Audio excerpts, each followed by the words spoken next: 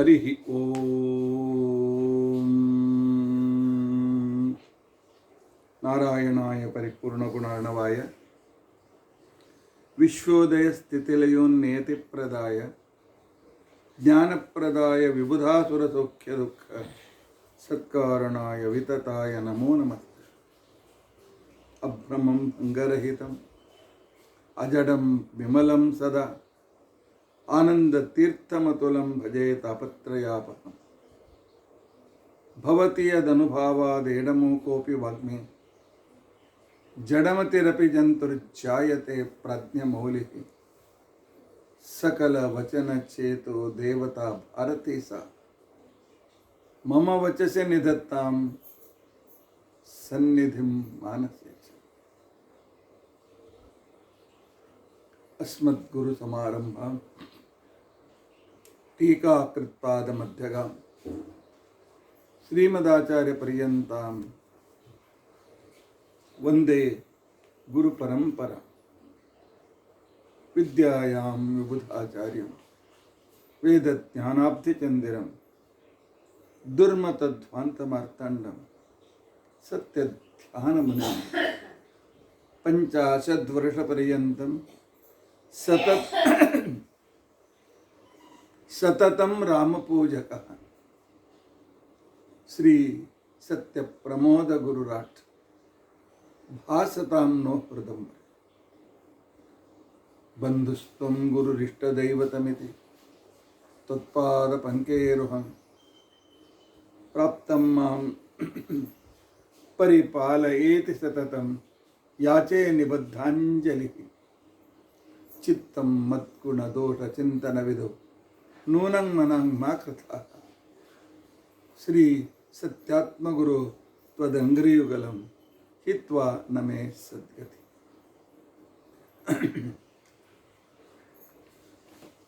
ಯೈರಹಂ ಶುಕವತ್ ಸಮ್ಯಕ್ ಶಿಕ್ಷಿತೋಸ್ಮಿ ಕೃಪಾಲುಭೇ. ತಾನ್ ವಂದೇ ಧೇನುಪಾಚಾರ್ಯಾನ್ ತತ್ವಜ್ಞಾನಾರ್ಥ ಸಿದ್ಧ. ಶ್ರೀ ಗುರುಭ್ಯೋ ನಮಃ. ಹರಿ ಓಂ ಹರಿ ಓಂ ಹರಿ ಓಂ.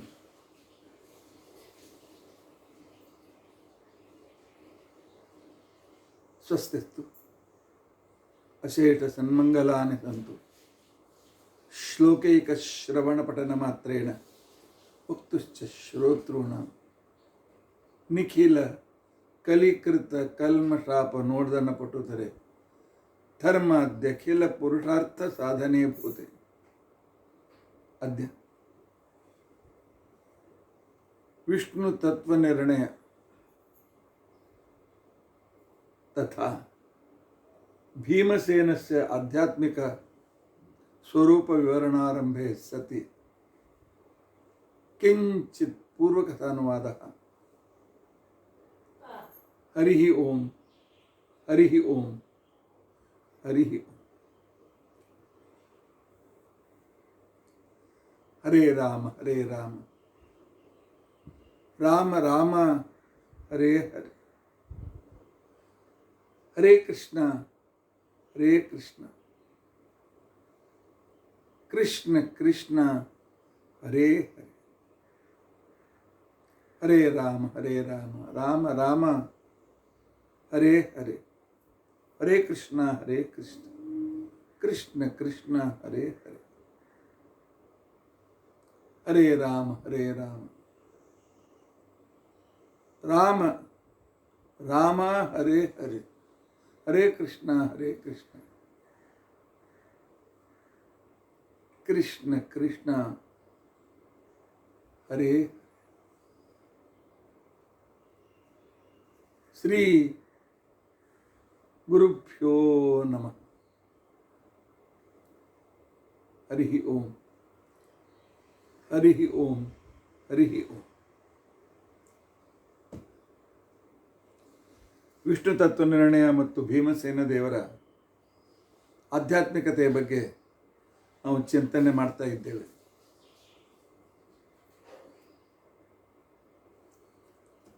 ಶ್ರೀಮದಾಚಾರ್ಯರ ಉಪಕಾರ ನಮ್ಮ ಮೇಲೆ ಎಷ್ಟೇ ಇದೆ.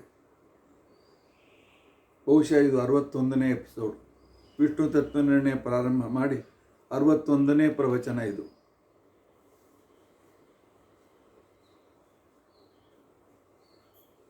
ಆಚಾರ್ಯರು ವೇದಗಳಿಂದಲೇ ಪರಮಾತ್ಮ, ಅಪೌರುಷೆಯಾದ ವೇದಗಳಿಂದ ಗಮ್ಯನಾದಂಥ ಶ್ರೀಹರಿ ಸರ್ವೋತ್ತಮ, ಉಳಿದವರು ಹೇಳಿದ್ದೆಲ್ಲವೂ ತಪ್ಪು ಅನ್ನುವ ಸಿದ್ಧಾಂತವನ್ನು ಸ್ಥಾಪನೆ ಮಾಡೋದಕ್ಕೋಸ್ಕರ ವೇದಗಳು ಅಂದರೆ ಏನು, ವೇದಗಳು ಅನಾದಿ ಹೇಗೆ, ವೇದಗಳು ಬರೀ ಅನಾದಿ ಅಷ್ಟೇ ಅಲ್ಲ ನಿತ್ಯವೂ ಹೇಗೆ, ವೇದಗಳು ಅಪೌರುಷೇಯಗಳು ಹೇಗೆ ಅಂತ ವೇದಗಳ ಮೇಲೆ ಬಂದ ಎಲ್ಲ ಆಕ್ಷೇಪಗಳಿಗೂ ಉತ್ತರವನ್ನು ಕೊಡ್ತಾ, ಮುಂದೆ ಯಾರು ಏನಪ್ಪ ನಿಮ್ಮ ವೇದಕ್ಕೆ ಹೀಗೆ ದೋಷ ಇದೆಯಲ್ಲ ಅಂತ ತಿಳ್ಕೊಂಡಿದ್ದಾರೆ, ಹೌದ್ರಿ ಏನು ಮಾಡಬೇಕು ಅನ್ನೋ ಪ್ರಸಂಗ ಬರದಂತೆ ಅಂದಿಗೂ ಎಂದಿಗೂ ಮುಂದಿಗೂ ವೇದಗಳಲ್ಲಿ ವಿಶ್ವಾಸ ಹುಟ್ಟುವಂತೆ. ಹೌದು, ಅವ್ರಿಗೆ ಗೊತ್ತಿತ್ತು ಕಲಿಯುಗದಲ್ಲಿ ಹಿಂದೂಗಳು ಬಿಡಿ, ಬ್ರಾಹ್ಮಣರೆಲ್ಲ ಮಾಧ್ವರೂ ಸಹಿತ ವೇದಾಧ್ಯಯನ ಮಾಡೋದಿಲ್ಲ. ಕೈಲಿ ಮೊಬೈಲ್ ಇರ್ತದೆ, ಎಲ್ಲ ಚಾಟಿಂಗ್ ಮಾಡ್ತೇವೆ. ಯಾವ ವೇದಾಧ್ಯಯನದಿಂದ, ಯಾವ ವೇದ ಮಂತ್ರಗಳನ್ನು, ಪರಮಾತ್ಮನ ಸ್ತೋತ್ರಗಳು, ವೇದೋಕ್ತವಾದಂಥ ಸ್ತೋತ್ರಗಳನ್ನು ಯಾರು ಸ್ತೋತ್ರ ಮಾಡ್ತಾರೆ ಅಂಥವ್ರ ಮೇಲೆ ಅನುಗ್ರಹ ಮಾಡ್ತೇನೆ ಅಂತೇಳಿ ಸ್ಪಷ್ಟವಾಗಿ 100 ಸಲ 1000 ಸಲ ಭಗವಂತ ಹೇಳಿದ್ದಾನೆ.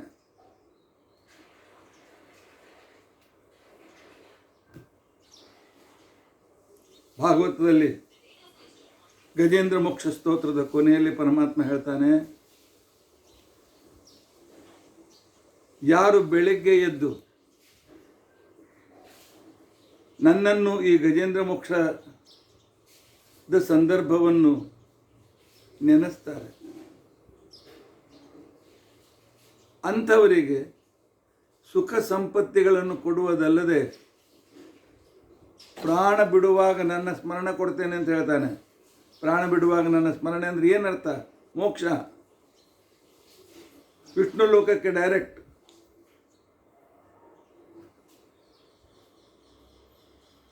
ಆದರೆ ನಮಗೆಲ್ಲಿ ವೇಳೆ ಇದೆ ದೇವರನ್ನು ನೆನೆಸಲಿಕ್ಕೆ?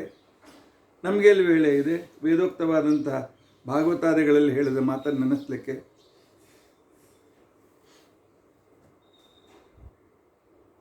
ವೇಳೆ ಕೊಡಬೇಕು.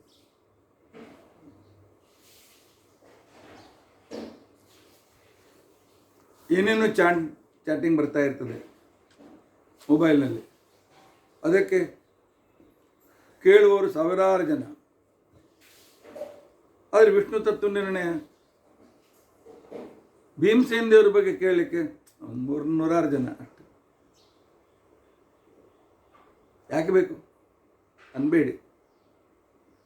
ನಮ್ಮ ಜೀವನದಲ್ಲಿ ಸುಖ ಸಮೃದ್ಧಿಗೆ ಕಾರಣೀಭೂತವಾದಂಥ ಗ್ರಂಥಗಳು ಆಚಾರ್ಯರ ಗ್ರಂಥ ವಿಷ್ಣು ತತ್ವ ನಿರ್ಣಯ ಅತ್ಯಂತ ಮಂಗಲಕರ. ಇಟ್ಟು ಪೂಜೆ ಮಾಡಿ ಪುಸ್ತಕ ಇಟ್ಟು ಮಂಗಳಾರತಿ ಮಾಡಿದರೂ ಪುಣ್ಯ ಇದೆ, ಕೇಳಿದ್ರಂತೂ ಎಷ್ಟು ಪುಣ್ಯ ಇರಬೇಕು. ಪ್ರತಿಪಕ್ಷ ಪ್ರಶ್ನೆ ಮಾಡ್ತಾನೆ, ಆಚಾರ್ಯರೇ ವೇದ ನಿತ್ಯ ಅಂತಂತೀರಲ್ಲ, ಇವೆಲ್ಲ ಪರಸ್ಪರ ಉಲ್ಟಾ ಸುಲ್ಟಾ ಮಾತನಾಡ್ತೇವೆ, ಪರಸ್ಪರ ವಿರುದ್ಧ ಮಾತುಗಳನ್ನು ಆಡ್ತೇವೆ. ಏನಪ್ಪ ನಾವೇನು ಮಾತನಾಡಿದೆವು?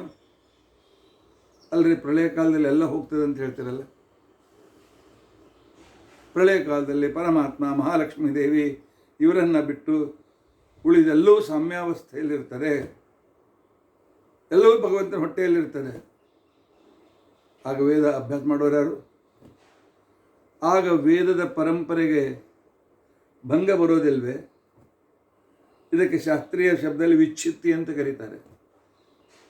ವೇದದ ಪರಂಪರೆಗೆ ವಿಚ್ಛಿತ್ತಿ ಬರೋದಿಲ್ವೇ?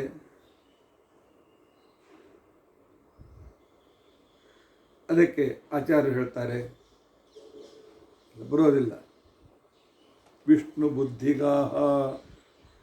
ಪ್ರಳಯ ಕಾಲದಲ್ಲಿ ಪರಮಾತ್ಮ ವೇದಾಹ ನಿತ್ಯ ವೇದಾಹ ಸಮಸ್ತಾಶ್ಚ ಶಾಶ್ವತಃ ವಿಷ್ಣು ಬುದ್ಧಿಗಾಹ. ಪರಮಾತ್ಮನ ಬುದ್ಧಿಯಲ್ಲಿ ಸ್ಥಿರವಾಗಿರ್ತದೆ.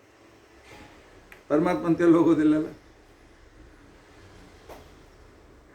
ಪರಮಾತ್ಮ ತನ್ನ ಬುದ್ಧಿಯಲ್ಲಿ ಇಟ್ಟುಕೊಂಡಿರ್ತಾನೆ. ಬುದ್ಧಿಯಲ್ಲಿ ಇದ್ದದ್ದನ್ನೇ ಅವನು ಹೇಳ್ತಾನೆ. ಈ ಕಾರಣ ಅಪೌರುಷೇಯತ್ವಕ್ಕೂ ಕೂಡ ಕಾರಣ. ಆನಂತರ ಲೋಕದಲ್ಲಿ ಪ್ರವೃತ್ತಿಯೂ ಕಾರಣ. ಅದಕ್ಕೆ ಆಯ್ತಪ್ಪ, ಬುದ್ಧಿಗಾಹ ಆಯ್ತಲ್ಲ, ಮುಂದೆ ಸರ್ಗೆ ಸರ್ಗೆ ಅಮುನೈವ ಉದ್ಗೀರ್ಯಂತೆ ತಥೈವ ಚ. ಪರಮಾತ್ಮ ಪ್ರತಿ ಸೃಷ್ಟಿಯಲ್ಲಿ ಮತ್ತೆ ಪರಮಾತ್ಮ ಹಯಗ್ರೀವ ರೂಪದಿಂದ ಉಚ್ಚಾರಣೆ ಮಾಡ್ತಾನೆ. ಅಷ್ಟೇ ಅಲ್ಲ, ತನ್ನ ನಾಭಿಕಮಲದಲ್ಲಿ ಹುಟ್ಟಿ ಬಂದಿರತಕ್ಕಂಥ ಬ್ರಹ್ಮದೇವರಿಗೂ ಅವರ ಮುಖಾಂತರ ಸಂಪೂರ್ಣ ಜಗತ್ತಿಗೆ ಉಪದೇಶ ಮಾಡ್ತಾನೆ. ಪರಮಾತ್ಮ ಮೊಟ್ಟ ಮೊದಲು ಬ್ರಹ್ಮಾದಿಗಳಿಗೆ ಉಪದೇಶ ಮಾಡ್ತಾನೆ.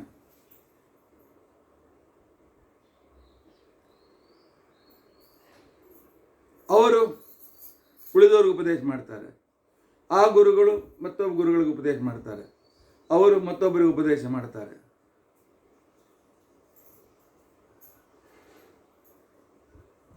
ಹಾಗಾದರೆ ಪರಂಪರೆ ಪರಂಪರೆ ಅಂತಂತೀರಲ್ಲ, ದೇವರಿಗೆ ಯಾರು ಉಪದೇಶ ಮಾಡಿದ್ರು ಹೇಳು? ಶ್ರೀಮದಾಚಾರ್ಯ ಹೇಳ್ತಾರೆ, ಈ ನಿಯಮ ದೇವರಿಗೆಲ್ಲಪ್ಪ, ದೇವರು ತಲೆಯಲ್ಲಿ ಇಟ್ಕೊಂಡಿರ್ತಾನೆ, ಅವನೇ ಅನಾದಿ. ಆದ್ದರಿಂದಾಗಿ ಪರಮಾತ್ಮ ಅನಾದಿ ಕಾಲದಿಂದ ಬಂದಿರತಕ್ಕಂತಹ ವೇದವನ್ನು ಅದೇ ಕ್ರಮದಲ್ಲಿ ಆನುಪೂರ್ವಿಯಾಗಿಯೇ ಜಗತ್ತಿಗೆ ಕೊಡ್ತಾನೆ. ಅನುಪೂರ್ವಿ ಅಂದರೆ ಅದರಂತೆ ಇದು, ಅದರ ಹಾಗೆ ಇರ್ತದೆ ಅನ್ನೋದು. ಅದರ ಹಾಗೆ ಅಲ್ಲ, ಅದೇ ಅದರ ಹಾಗೆ ಅಂತಿಕೊಂಡು ಬೇರೆ ಆಯಿತು. ಪರಂಪರೆಗೆ ವಿಚ್ಛೇತ್ಯ ಬಂತು, ನಿತ್ಯತ್ವಕ್ಕೆ ಭಂಗ ಬಂತು. ಅದರ ಹಾಗೆ ಅಲ್ಲ, ಅದೇ ಅಗ್ನಿಮಿ ಈಳೆ ಪುರೋಹಿತಂ ಯಜ್ಞಸ್ಯ ದೇವಂ ಋತ್ವಿಜಂ ಅಂತ ಹಿಂದೆಯೂ ಇತ್ತು. ಸೃಷ್ಟಿಕಾಲದಲ್ಲಿ ಇದೇ ರೀತಿ ಪರಮಾತ್ಮ ಉಪದೇಶ ಮಾಡಿದ್ದ. ಪ್ರಳಯ ಕಾಲ ನಮಗೆ ಮೇಲೆ ಹೊಸ ಸೃಷ್ಟಿಕಾಲದಲ್ಲಿ ಅಗ್ನಿಮಿ ಈಳೆ ಪುರೋಹಿತಂ, ಅಗ್ನಿಗೆ ವನ್ಯ ಅಂತ ತಿಳ್ಕೊಂಡಂತ ಹೆಸರಿದೆ. ಆದ್ದರಿಂದಾಗಿ ವನ್ಹಿ ಅಂತಿಕೊಂಡಂತ ಅನ್ನೋದಿಲ್ಲ. ವನ್ಯಮಿ ಈಳೆ ಪುರೋಹಿತಂ, ಈಳೆ ವನ್ಯಂ ಪುರೋಹಿತಂ, ಏನು ಚೇಂಜ್ ಆಗೋದಿಲ್ಲ.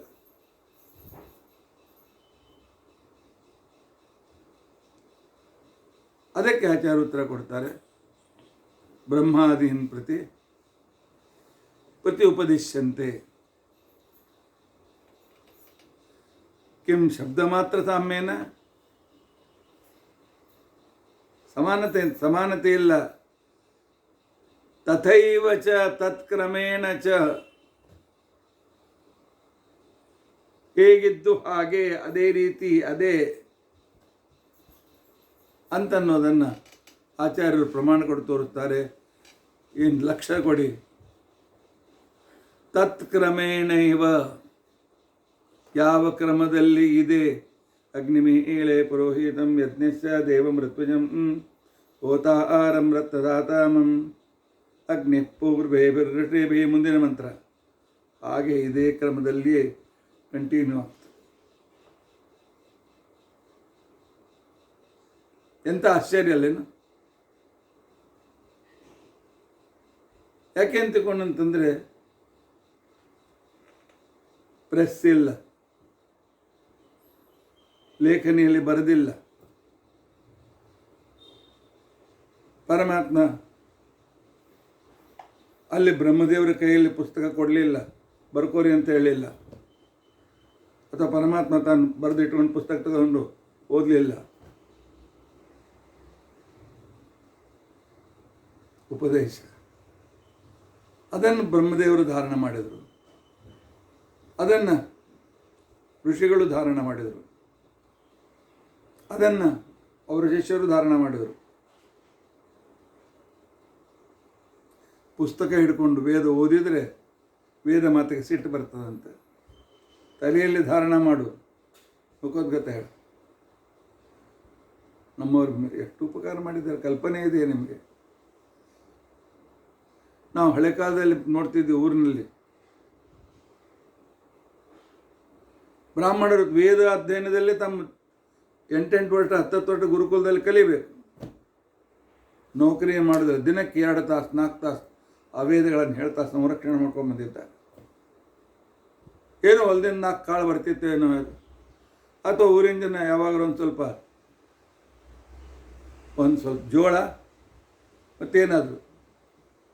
ನನಗೆ ನೆನಪಿದೆ, ನಮ್ಮ ಊರಿನಲ್ಲಿ ವೇದ ಪಂಡಿತರು 2 ವೇದ 3 ವೇದ ಮುಖೋದ್ಗತ. ಆದರೆ ಮನೆಯಲ್ಲಿ ಯಾರೋ ಕೊಟ್ಟು ಜೋಳ, ಅದರಿಂದ ಜೋಳದ ರೊಟ್ಟಿ ಸಾಧನೆ,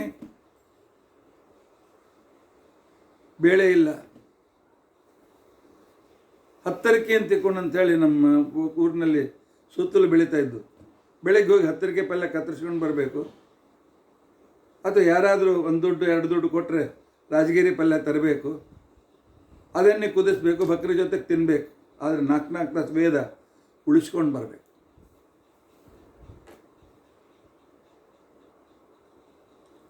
ಇವತ್ತು ಪುಸ್ತಕಗಳಿವೆ, ರೆಕಾರ್ಡೆಡ್ ಇವೆ, ರೆಕಾರ್ಡಿಂಗ್ ಸಿಗ್ತದೆ, ಆನಂತರ PDF ಸಿಗ್ತದೆ. ಆದರೂ ವೇದ ಮಂತ್ರ ಕಲಿಬೇಕು ಅಂತ ನಮಗೆ ಆಗ್ರಹ ಇಲ್ಲ. ಆಚಾರ್ಯ ಹೇಳ್ತಾರೆ, ತತ್ಕ್ರಮೇಣೈವ, ಅದೇ ಕ್ರಮದಿಂದಲೇ ಸಹಸ್ರತೀರ್ಷ ಪುರುಷ ಸಹಸ್ರಾಕ್ಷ ಸಹಸ್ರಪಾತ್ ಸಭೂಮಿಂ ವಿಶ್ವತೋ ವೃತ್ವಾ ಅತ್ಯತಿಷ್ಠದಶಾಂಗುಲಂ ಪುರುಷ ಏ ವೇದಂ ಸರ್ವಂ. ಇದೇ ಕ್ರಮದಿಂದಲೇ, ತತ್ಕ್ರಮೇಣೈವ ತೈಹಿ ವರ್ಣೈಹಿ, ಅದೇ ವರ್ಣಗಳಿಂದ,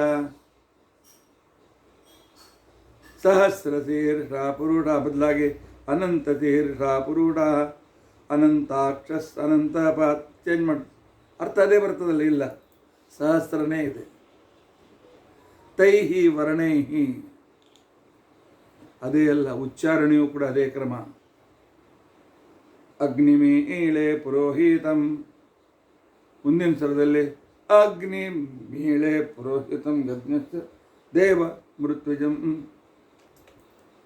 ಅಗ್ನಿಮೀಳೆ ಪುರೋಹಿತಂ ಯಜ್ಞಸ್ಯ ದೇವ ಮೃತ್ಯುಜಂ. ಇದೇ ಕ್ರಮದಲ್ಲಿ ಉಳಿಸಿಕೊಂಡು ಬಂದಿದ್ದಾರೆ ನಮ್ಮ ದೇಶದ ಜನ. ತೈಹಿ ಸ್ವರೇರೇವ ನಾನ್ಯಥ, ಅನ್ಯಥ ಇಲ್ಲ, ಚೇಂಜ್ ಇಲ್ಲ. ಈ ವೇದ ಉಳಿಸ್ಕೊಳ್ಬೇಕು ಅಂತ ತಿಳ್ಕೊಂಡು ಅಂತೇಳಿ ಅನೇಕ ಕ್ರಮಗಳು ನಮ್ಮಲ್ಲಿವೆ. ಪದಪಾಠ ಅಂತಿಕೊಂಡಂತಿದೆ. ಪದಪಾಠ ಪ್ರತಿಯೊಂದು ಪದ ನೆನಪು ಇಟ್ಕೊಳ್ಬೇಕಂತ. ಅಗ್ನಿಂ ಈಳೆ ಪುರೋಹಿತಂ, ಅಗ್ನಿಂ ಈಳೆ ಪುರೋಹಿತಂ. ಮತ್ತೆ ಅದಕ್ಕೆ ಗಟ್ಟಿಯಾಗಲಿ ಅಂತ, ಈಳೆ ಅಗ್ನಿಂ ಪುರೋಹಿತಂ ಪುರೋಹಿತಂ ಪುರೋಹಿತಂ ಪುರೋಹಿತಂ, ಅಗ್ನಿಂ ಅಗ್ನಿಂ ಅಗ್ನಿಂ ಅಗ್ನಿಮೀಳೆ ಅಗ್ನಿಂ ಈಳೆ ಅಗ್ನಿಂ ಈಳೆ ಅಗ್ನಿಮೀಳೆ ಪುರೋಹಿತಂ ಅಗ್ನಿಮೀಳೆ ಪುರೋಹಿತಂ. ಯಜ್ಞಸ್ಯ ಯಜ್ಞಸ್ಯ ಯಜ್ಞಸ್ಯ ಯಜ್ಞಸ್ಯ ಅಗ್ನಿಮೀಳೆ ಪುರೋಹಿತಂ ಯಜ್ಞಸ್ಯ. ಪುನಃ ಪುನಃ ಉಚ್ಚಾರಣೆ ಮಾಡೋದನ್ನು ಮುಖತಃ ಕಂಠತಃ. ಅದಕ್ಕೋಸ್ಕರ ಶ್ರುತಿ ಅಂತ ಇದಕ್ಕೆ ಕರೆದು ಗುರುಗಳ ಮುಖಾಂತರ ಕೇಳೋದು. ನಮ್ಮಲ್ಲಿ ಪುಸ್ತಕ ಇರಲಿಲ್ಲ, ನಮ್ಮ ವೇಳೆಗೆ ವೇದಗಳಿಗೆ ಪುಸ್ತಕ ಇರಲಿಲ್ಲ, ಆಗಾಗ ಪ್ರಿಂಟಾಗಿ ಬರ್ತಾ ಇದ್ದು ಅಷ್ಟೇ. ಆದ್ದರಿಂದಾಗಿ ಪ್ರಳಯ ಕಾಲದಲ್ಲಿಯೂ ಕೂಡ ವೇದಗಳಿಗೆ ಯಾವುದೇ ರೀತಿಯಾಗಿರ್ತಕ್ಕಂತಹ ವಿಚ್ಛಿತ್ತಿ ಇಲ್ಲ.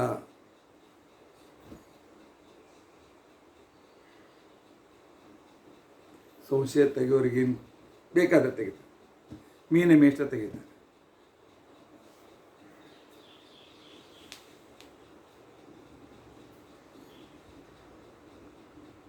ಏನು ತೆಗೆದ್ರು? ಮತ್ತೊಂದು ಹೊಸ ಆಕ್ಷೇಪ. ಸರಿ, ನಿಮ್ಮ ವೇದ ಮಂತ್ರ ಅರ್ಥ ಆಗಂಗಿಲ್ಲಲ್ಲ. ಅಗ್ನಿಮೇಳೆ ಪುರೋಹಿತಂ ಯಜ್ಞಸ್ಯ ದೇವಮೃತ್ಯುಜಂ.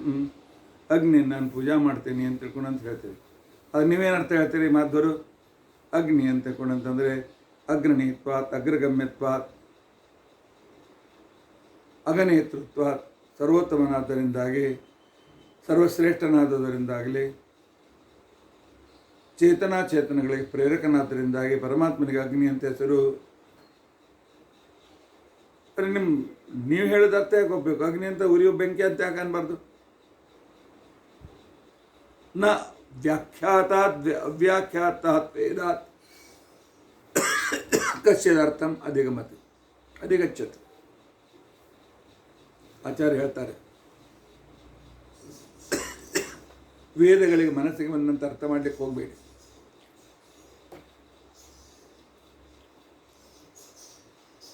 ಅದಕ್ಕೊಂದು ಪರಂಪರೆ ಇದೆ. ಆ ಪರಂಪರೆಯಿಂದಲೇ ಅರ್ಥ ಮಾಡಿಕೊಂಡು ಬನ್ನಿ. ಆ ಪರಂಪರೆಯಲ್ಲಿ ವಿಲುಪ್ತವಾದದ್ದನ್ನು ಶ್ರೀಮದಾಚಾರ್ಯ ಮತ್ತೆ ಪುನಃ ತೋರಿಸಿಕೊಟ್ರು.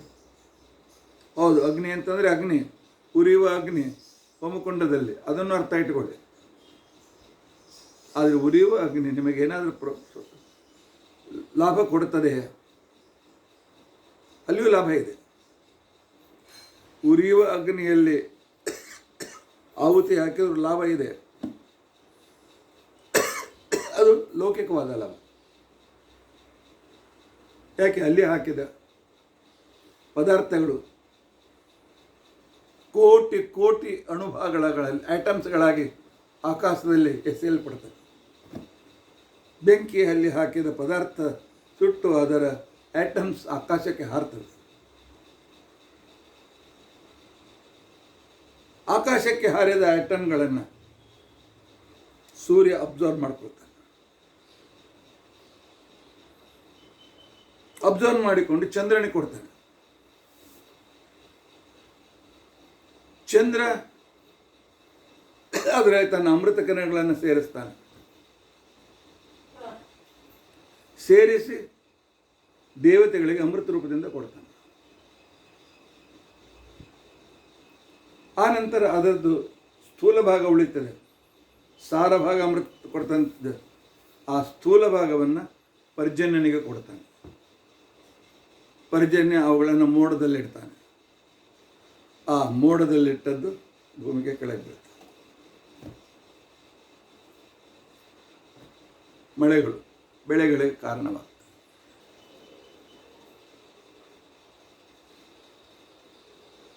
ನಿಮ್ಮಲ್ಲಿ ಕಾರಣ ಕಾರ್ಯಭಾಗ ಇದೆಲ್ಲ, ರೀಸನ್ ಬೇಕಲ್ಲ. ಬೇವು ಕಹಿ ಆಗಲಿಕ್ಕೆ ಕಾರಣ ಏನು?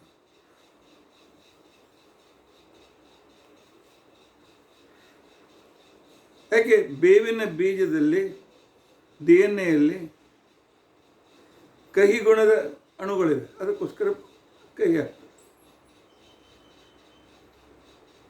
ಆದರೆ ಅದಕ್ಕೆ ಅದು ಎಲ್ಲಿಂದ ಸಿಕ್ತು? ಯಜ್ಞದಿಂದ ಸಿಕ್ತು. ಜಗತ್ತಿಗೆ ಮರಗಳಿಗೆ ಬೇಕಾಗಿರ್ತಕ್ಕಂತಹ ಗೊಬ್ಬರ, ನಿಮ್ಮ ಮನೆಯಲ್ಲಿ ನಿಮ್ಮ ತೋಟದಲ್ಲಿ ಗೊಬ್ಬರ ಹಾಕ್ತೀರಿ.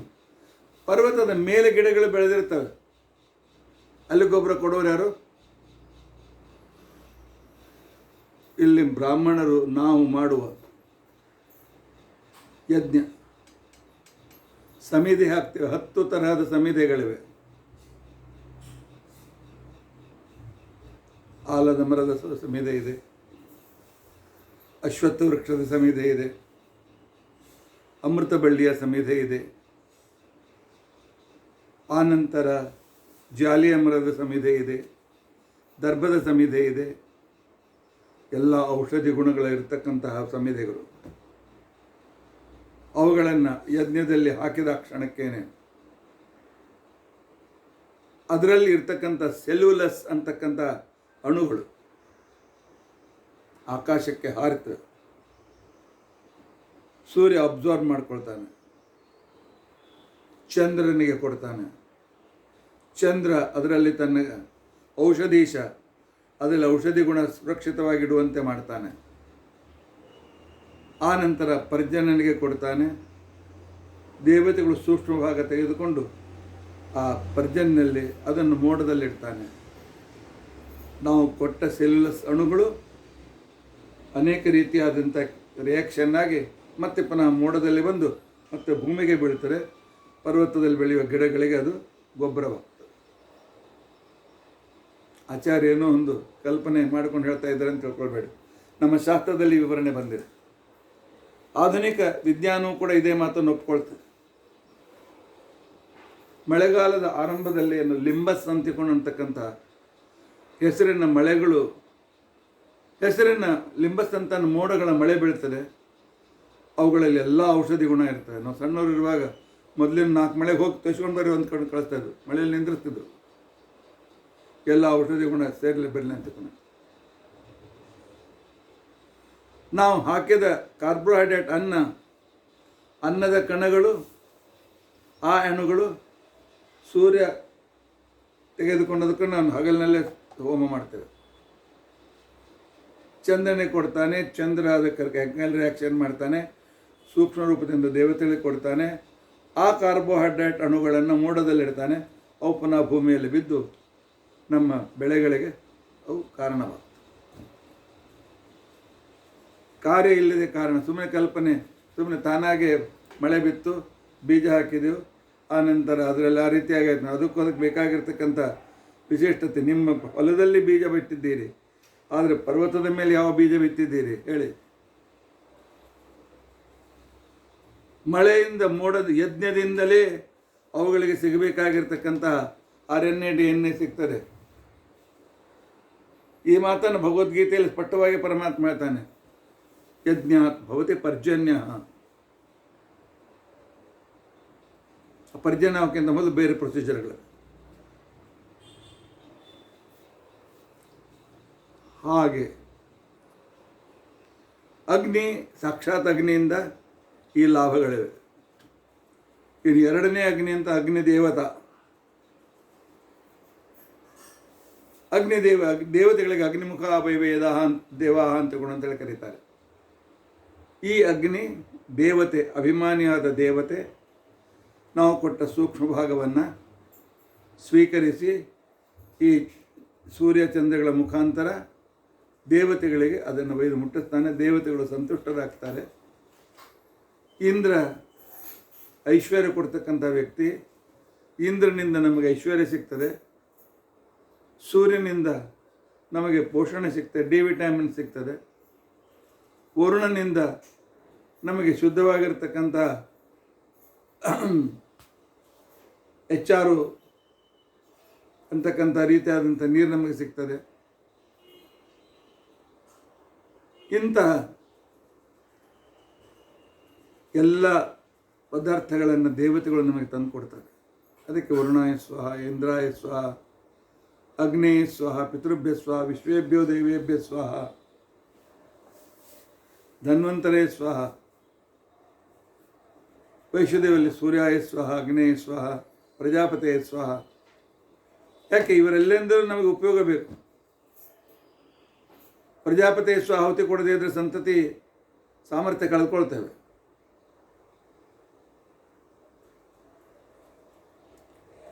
ಇದು ದೇವತೆಗಳು. ಇನ್ನು ಈ ದೇವತೆಗಳಿಗೆ ಹೆಸರು ಬರಲಿಕ್ಕೆ ಕಾರಣ ಏನು? ಯಾಕಂದ್ರೆ ಇವರು ಹೊಸ ಸೃಷ್ಟಿಯಲ್ಲಿ ಹುಟ್ಟಿ ಬಂದವರು. ಅದು ನಮ್ಮಪ್ಪ ಪರಮಾತ್ಮನ ಹೆಸರು. ಇಂದ್ರ ಅಂದರೂ ಅವನೇ, ಅಗ್ನಿ ಅಂದರೂ ಅವನೇ. ಈ ರೀತಿಯಾಗಿ ಅಗ್ನಿ ಅಭಿಮಾನಿ ದೇವತಾ, ಆನಂತರ ಅಂತರ್ಯಾಮಿಯಾದ ಅಗ್ನಿನಾಮಕನಾದ ವರುಣ ಇತ್ಯಾದಿ ರೂಪದಿಂದಿರ್ತಕ್ಕಂಥ ಪರಮಾತ್ಮ. 3 ಅರ್ಥಗಳು ವೇದಕ್ಕೆ ಹೆಚ್ಚು ಅಂತ ತಿಳ್ಕೊಂಡು ಅಂತ ಹೇಳಿದರು.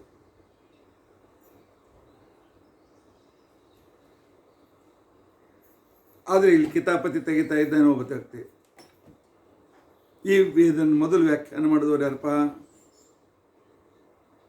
ಋಷಿಗಳು. ಅವ್ರ ಮೇಲ್ನಾಗ ವಿಶ್ವಾಸ ಇಡಬೇಕು. ವೇದವ್ಯಾಸರು, ಅವ್ರ ಮೇಲಕ್ಕೆ ವಿಶ್ವಾಸ ಇಡಬೇಕು.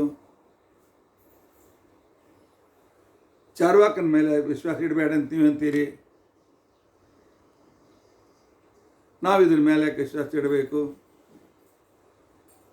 ಅತಃ ಸ್ವತಂತ್ರ ವಕ್ತೃ ವ್ಯಾಖ್ಯಾನಂ ಅಂಗೀಕರಣೀಯಂ. ಆದ್ದರಿಂದ ಅಪೌರುಷ ಬಿಟ್ಬಿಡ್ರಿ, ಯಾಕೆ ತಲೆ ತಿಂತೀರಿ? ನಮ್ಮದು ಒಬ್ಬ ವ್ಯಕ್ತಿ ದೇವ್ರು ಹೇಳಾನಂತ ಓದ್ಬಿಟ್ರೆ ನಾವು ಒಪ್ಕೊಂಡ್ಬಿಡ್ತೇವಪ್ಪ.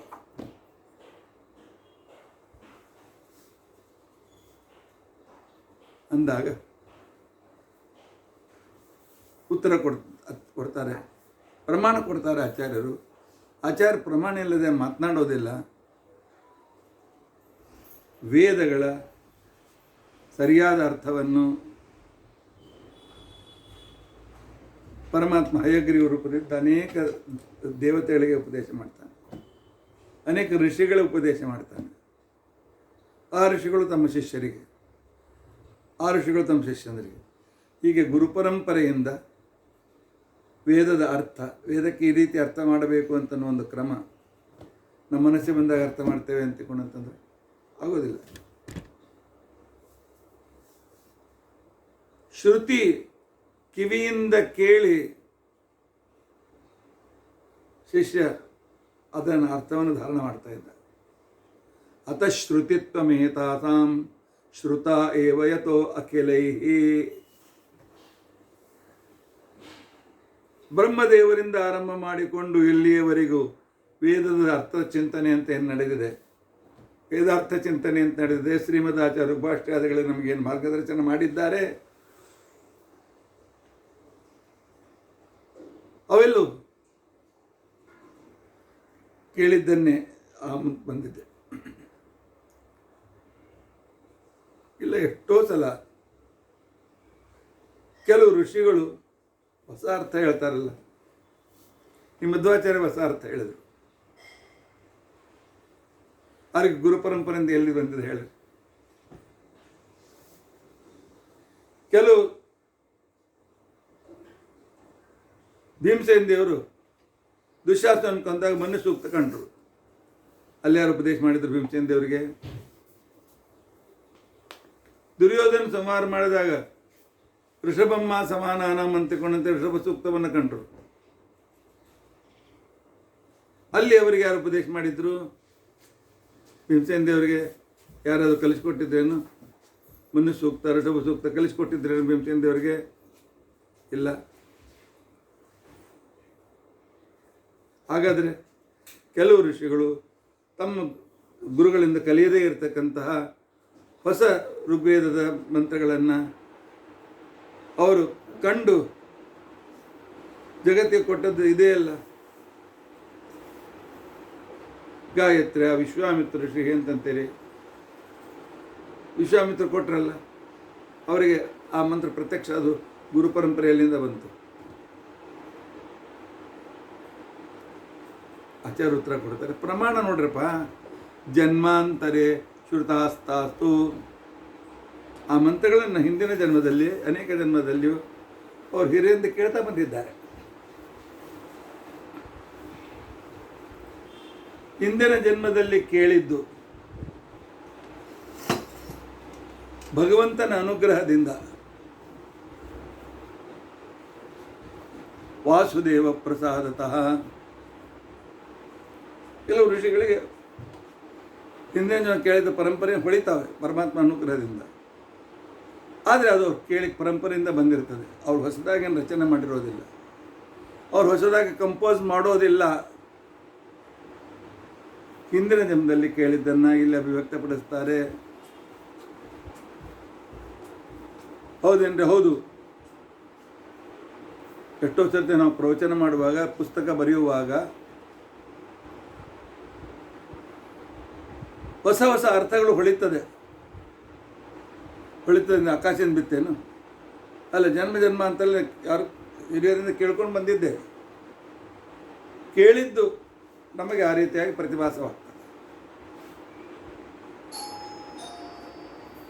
ಅದೇ ರೀತಿಯಾಗಿ ವೇದ ಮಂತ್ರಗಳು ಮುನೀನಾಂ ಪ್ರತಿಭಾಸ್ಯಂತೆ ಭಾಗೇನೇವ ಸರ್ವಶಃ. ಅನಾದಿ ವೇದಗಳನ್ನು ಬಂದಿವೆ, ಇವರು ಕಂಡದ್ದು ಹೊಸದಾಗಿ ಅದರಲ್ಲಿ ಸೇರಿಕೊಳ್ತದೆ ಅಷ್ಟೇ. ಹಾಗಾದರೆ ಅದು ಅವೆಲ್ಲ ಪರಮಾತ್ಮ ಬುದ್ಧಿಯುತವಾಗಿ ಹೊರಗೆ ಹಯಗ್ರೀವದೇವರು ಹೇಳಿದ್ದೆ. ಯತಸ್ಥಾ ಹರಿಣಾ ದೃಷ್ಟಾ, ಪರಮಾತ್ಮನಿಂದ ಆ ವೇದ ಮಂತ್ರಗಳೆಲ್ಲವೂ ಕೂಡ ಮೊದಲೇ ಪರಮಾತ್ಮಗಳನ್ನು ಜಗತ್ತಿಗೆ ಕೊಟ್ಟಿರ್ತಕ್ಕಂಥ ವ್ಯಕ್ತಿ. ಅದನ್ನು ಪರಂಪರೆಯಿಂದ ಕೇಳಿದ್ದಾರೆ. ಜನ್ಮಾಂತರದಲ್ಲಿ ಕೇಳಿದ್ದು ಈ ಜನ್ಮದಲ್ಲಿ ಉದ್ಭೂತವಾಗ್ತದೆ. ಕೆಲವು ಸಲ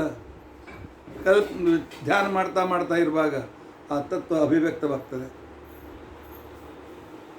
ಆದ್ದರಿಂದಾಗಿ ವೇದಗಳಿಗೆ ಈ ಪರಂಪರೆ ಇದೆ.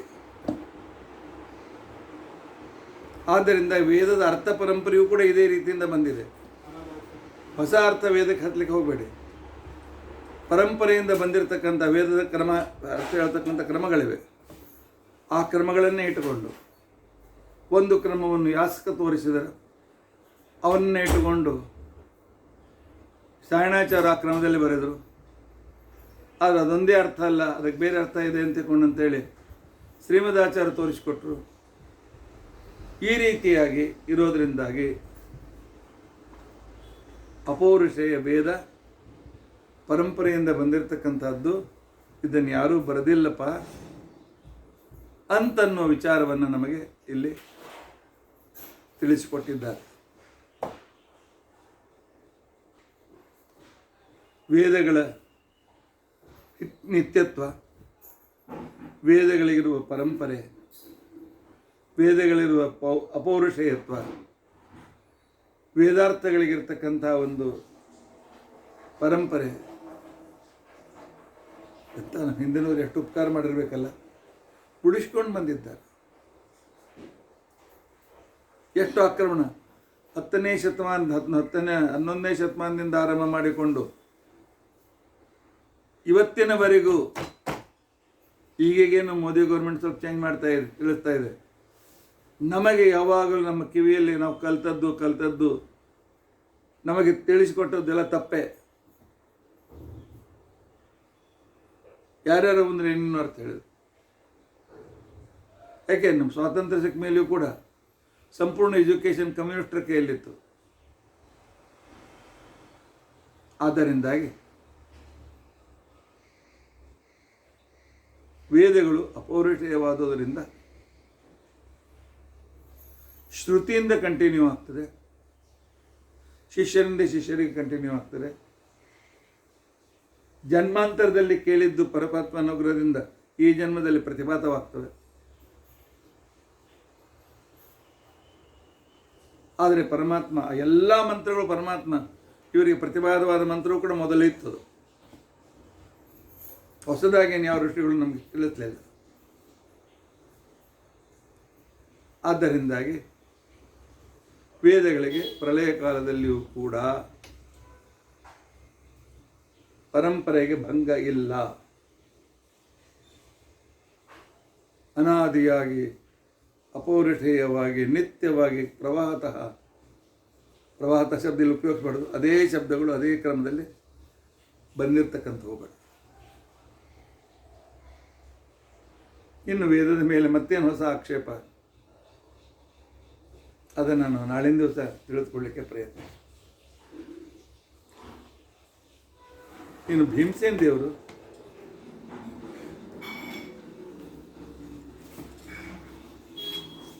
ಪಾದಸೇವನಂ ಅಂತಕ್ಕಂಥ ಭಕ್ತಿಯ ಪ್ರತಿನಿಧಿಗಳು.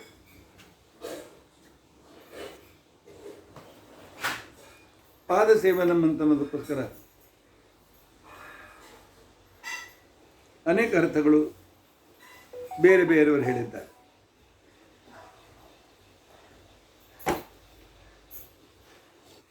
ಪಾದರು ಪರಮಾತ್ಮನ ಪಾದಕಮಲಗಳನ್ನು ತಮ್ಮ ಮನಸ್ಸಿನಲ್ಲಿ ಯಾವಾಗಲೂ ಇಟ್ಟುಕೊಂಡಿರ್ತಕ್ಕಂಥ ಜ್ಞಾನಿಗಳು. ಜ್ಞಾನಿಗಳ ಸೇವಾ ಗುರುಗಳ ಸೇವಾ. ಸೇವಾ ಅಂದಾಕ್ಷಣಕ್ಕೇನೆ ಅವ್ರ ಕಾಲೊತ್ತೋದು ಕೈ ಒತ್ತೋದು ಅಷ್ಟೇ ಅಲ್ಲ, ಅವರು ಹೇಳಿದ ತತ್ವವನ್ನು ಜೀವನದಲ್ಲಿ ಪ್ರಾಕ್ಟಿಕಲ್ಲಾಗಿ ತೆಗೆದುಕೊಂಡು ಬರಬೇಕು. ಇದೇ ಪಾದ ಸೇವನ. ಗುರುಗಳು ಹೇಳಿದ್ರು ಇದು ಮಾಡಬೇಕು. ಅದನ್ನು ಭೀಮಸೇನ ದೇವರು ಮಾಡಿ ತೋರಿಸಿದ್ದಾರೆ. ಭೀಮಸೇನ ದೇವರ ಗುರುಗಳು ಕೃಷ್ಣ ಮತ್ತು ವೇದವ್ಯಾಸ. ದ್ರೋಣಾಚಾರ್ಯ ಹೆಸರಿಗೆ, ಯಾಕೆ ದ್ರೋಣಾಚಾರ್ಯ ಹತ್ರ ಯಾವ ಶಸ್ತ್ರವಿದ್ಯೆಯನ್ನು ಕಲೀಲಿಲ್ಲ. ದ್ರೋಣಾಚಾರ್ಯ ಗದಾವಿದ್ಯೆ, ಅವ್ರು ಶಸ್ತ್ರವಿದ್ಯೆ ಕಲಿಸ್ತಿದ್ರೆ ಹೊರತು ಗದಾವಿದ್ಯೆ ಅಲ್ಲ. ಅವರ ಗುರುಗಳನ್ನ ಇಟ್ಟುಕೊಂಡು ಸ್ವತಃ ಅವ್ರು ಹೇಳಿದಂಗೆ ಕಲಿತರು ಅಷ್ಟೇ. ಆದರೆ ಭೀಮಸೇನ ದೇವರು ನಿಜವಾದ ಗುರುಗಳು ವೇದವ್ಯಾಸರು. ವೇದವ್ಯಾಸರ ಶ್ರೀಕೃಷ್ಣರ ತತ್ವ ಏನು? ಪರಮಾತ್ಮನೇ ಸರ್ವೋತ್ತಮ. ಪರಮಾತ್ಮನೇ ಸರ್ವೋತ್ತಮ ಅಷ್ಟೇ ಅಲ್ಲ, ಆ ಪರಮಾತ್ಮನ ಸರ್ವೋತ್ತಮತ್ವವನ್ನು ಜೀವನದಲ್ಲಿ ಅಳವಡಿಸಿಕೊಂಡು ತೋರಿಸಬೇಕು. ಜೀವನದಲ್ಲಿ ಅಳವಡಿಸಿಕೊಂಡು ತೋರಿಸ್ಬೇಕು. ಹೌದು, ದೇವರನ್ನು ನಾನು ಸರ್ವೋತ್ತಮ ಅಂತ ಒಪ್ಪಿದ್ದೇನಲ್ಲ. ನನ್ನ ದೇವರನ್ನು ಯಾರನ್ನು ನಿಂದಿಸ್ತಾರೆ, ನಾನು ಅವರಿಗೆ ಸಹಾಯ ಮಾಡೋದಿಲ್ಲ. ಯಾರು ನಿಂದಿಸ್ತಾರೆ ಅಂಥವರನ್ನು ಬಂಧು ಅಂತ ನಾನು ತಿಳಿದುಕೊಳ್ಳೋದಿಲ್ಲ. ತನ್ನ ಅಪ್ಪನೇ ದೇವರನ್ನು ನಿಂದಿಸ್ತಾ ಇದ್ದದರಿಂದಾಗಿ ಪ್ರಹ್ಲಾದ ಅವನ ಎದುರಿಗೆ ನಿಂತುಕೊಂಡ. ಪಿತೃದೇವೋಭವ ನಿಜ, ಅದಲ್ಲೇನು ಸಂದೇಹ ಇಲ್ಲ. ಆದರೆ ನಮ್ಮಪ್ಪ ದೇವರನ್ನು ಎನ್ನಿಸ್ತಾನೆ, ನಮ್ಮಪ್ಪ ಅಲ್ಲ. ನರಸಿಂಹದೇವರು ಕೇಳಿದರು, ಏನು ಪ್ರಹ್ಲಾದ, ನಾನು ಸ್ತೋತ್ರ ಮಾಡ್ತಾ ಇದ್ದೀಯಲ್ಲ, ನಿಮ್ಮ ಅಪ್ಪನನ್ನೇ ಕೊಂದೇನಲ್ಲ ನಾನು. ಪ್ರಹ್ಲಾದ ಏನು ಉತ್ತರ ಕೊಡಬೇಕು? ನನ್ನ ಅಪ್ಪನನ್ನು ಕೊಂದು ಭಾಳ ಉಪಕಾರ ಮಾಡಿದೆ ಅಂತ ಪರಮಾತ್ಮ. ಭಾಳ ಒಳ್ಳೇದು ಮಾಡಿ ಅಲ್ವ, ನಿಮ್ಮ ಅಪ್ಪನನ್ನು ಕೊಂದಿದ್ದು ಒಳ್ಳೇದು ಮಾಡಿ. ಹೌದು, ನಮ್ಮಪ್ಪ ಭಗವದ್ವೇಷಿ ಇದ್ದ. ಭಗವಂತ ದ್ವೇಷ ಮಾಡಿ ಮಾಡಿ ಇನ್ನು ಕೊಂದಿದ್ದಿದ್ರೆ ಇನ್ನೂ ಒಂದು ಪಾಪ ಹೆಚ್ಚಾಗ್ತಿತ್ತು. ಅವನಲ್ಲಿದ್ದ ಸುಜೀವ ಸದ್ಗತಿ ಹೋಗ್ಬಿಟ್ನಲ್ಲ, ದೇವ್ರು ನೆನೆಸ್ಕೊಂಡು ದುರ್ಜೀವ ಕೆಳಗೋದು, ಇನ್ನೂ ಇಲ್ಲ, ಇನ್ನೂ ಹೆಚ್ಚು ಪಾಪ ಆಗ್ತಿತ್ತು. ಮೋದಿಯಿತ ಸಾಧುರೂಪಿ ವೃಶ್ಚಿಕ ಸರ್ಪ ಹತ್ಯ. ದುಷ್ಟ ಪ್ರಾಣಿಗಳನ್ನು ಕೊಂದರೆ ಸಜ್ಜನಿಗೂ ಸಂತೋಷವಾಗುವಂತೆ ದುಷ್ಟ ಹಿರಣ್ಯಕಶಿಪುವನ್ನು ಕೊಂದು ನಾನು ಸಂತೋಷವಾಗಿದೆ ಅಂತ ಹೇಳ್ತಾನೆ. ಮಾತೃದೇವೋಭವ. ಭರತ ಹೇಳ್ದ, ಮಾತೃದೇವೋಭವ ಅಲ್ಲ, ನನ್ನ ತಾಯಿ ಮಾತೃದೇವೋಭವ. ಯಾಕೆ? ನನ್ನ ರಾಮನನ್ನು ಕಾಡಿ ಕಳಿಸ್ತಾಳೆ. ಭಗವಂತನ ದ್ವೇಷ, ಅವಳ ತಾಯಿ ಅಲ್ಲ.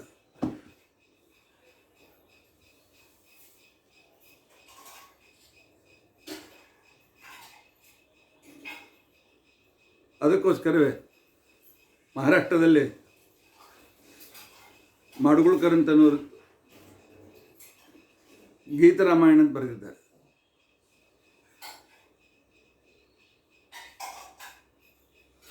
ಅಲ್ಲಿ ಭರತ ಹೇಳ್ತಾನೆ, ತೂ ವೈರಿಣಿ ನ ಮಮ ಮಾತಾ, ತೂ ನ ಮಾತಾ ತೂ ವೈರಿಣಿ, ನೀ ನನ್ನ ತಾಯಿಯೆಲ್ಲ ನನ್ನ ಶತ್ರು ಅಂತ ತಿಳ್ಕೊಂಡು ಅಂತೇಳಿ ಭರತನ ಮುಖದಿಂದ ವಾಲ್ಮೀಕಿ ರಾಮಾಯಣ ಇದ್ದ ಶಬ್ದವನ್ನು ಹೇಳಿಸಿದ್ದಾರೆ. ಅಲ್ಲಿ ಮಾತೃದೇವೋಭವ. ಯಾಕೆ? ವಿಷ್ಣು ದ್ವೇಷ ಅಲ್ಲ. ದುರ್ಯೋಧನಾದಿಗಳು ಅಣ್ಣ ತಮ್ಮಂದಿರು ಕಕ್ಕನ ಮಕ್ಕಳೇನಾದ್ರು, ದೊಡ್ಡಪ್ಪನ ಮಕ್ಕಳಾದ್ರೆ ಏನಾಯ್ತು? ಇಲ್ಲ, ದುರ್ಯೋಧನ ಕೊಲ್ಲಲಿಕ್ಕೆ ಯೋಗ್ಯ. ಯಾಕೆ? ಕೃಷ್ಣನನ್ನು ಕಟ್ಲಿ ಹಾಕ್ಲಿಕ್ಕೆ ಪ್ರಯತ್ನ ಮಾಡ್ಯಾನ. ಕೃಷ್ಣನ ಪಣಕ್ಕಿಡು ಅಂತ ಹೇಳ್ಕೊಡು ಅಂತ ಹೇಳ್ಯಾನ. ನನ್ನ ದೇವರನ್ನು ಬೈತಕ್ಕಂಥವರಿಗೆ ನಾನು ಸ್ವಲ್ಪವೂ ಮರ್ಯಾದೆ ಕೊಡೋಂಗಿಲ್ಲ. No compromise. ಇದು ದೇವರಲ್ಲಿ ಗುರುಗಳಲ್ಲಿರುವ ಭಕ್ತಿ. ನಮ್ಮ ಗುರುಗಳನ್ನು ಕೆಲವು ಮಂದಿ ಜನ ಬೈತಿರ್ತಾರೆ. ಏನು ರೀ ನಿಮ್ಮ ಸ್ವಾಮಿಗಳು ಹಾಗಿದ್ದಾರೆ, ನಿಮ್ಮ ಸ್ವಾಮಿಗಳು ಹೀಗಿದ್ದಾರೆ, ನಿಮ್ಮ ಗುರುಗಳು ಶ್ರೀನಿವಾಸಾಚಾರ್ಯ ಹಾಗಿದ್ದಾರೆ, ಹೀಗಿದ್ದಾರೆ. ಗುರು ನಿಂದೆ ಯಾರಾದರೂ ಮಾಡ್ತಾಯಿದ್ರೆ ಆಗಿಂದಲೇ ಖಂಡನ ಮಾಡಬೇಕು. ಇಲ್ಲ ನಾಲಿಗೆ ಕತ್ತರಿಸ್ಬೇಕು, ಇಲ್ಲ ಅಲ್ಲಿಂದ ಎದ್ದು ಹೋಗ್ಬೇಕು. ನನ್ನ ಎದುರು ನನ್ನ ಗುರುಗಳನ್ನ ಬೈಬೇಡಿ ಅಂತ ನೀವು ಬೇಕಾದಂಗೆ ಇರಿ, ಅವ್ರಲ್ಲಿ ಬೇಕಾದ ದೊಡ್ಡವ್ರಿರಲಿ.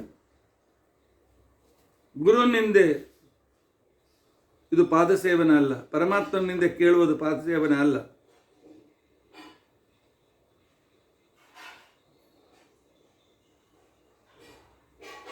ಇಲ್ಲಿ ಒಬ್ರು ಹಿಂದಕ್ಕೆ ಪ್ರೊಫೆಸರ್ ಇದ್ರು, ಇಲ್ಲ ಅವ್ರ ಪಾಪ, ಆದರೆ 24 ತಾಸು ಸ್ವಾಮಿಗಳು ಬೈಯವರು.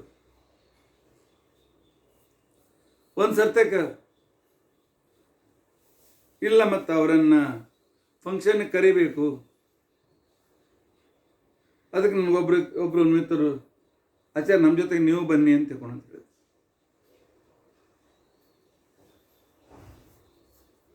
ನಾ ಹೇಳಿದೆ ಇಲ್ಲ,